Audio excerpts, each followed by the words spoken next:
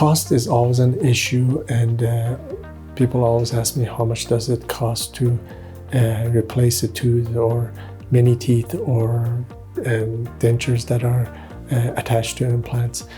Obviously, it just depends on the situation, and everybody is different as far as how many implants and what,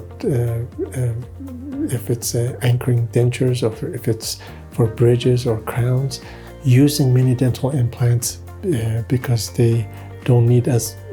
many parts as conventional implants make them half the price of regular implants, but also the fact that they are much easier and less invasive to place make it much easier and more acceptable to patients too, because there's not as much trauma associated with having the surgery done.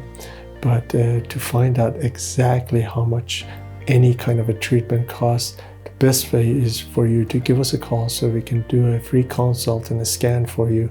and give you the different options to replace those missing teeth or anchoring dentures or what have you, and that way you can make the decision from there.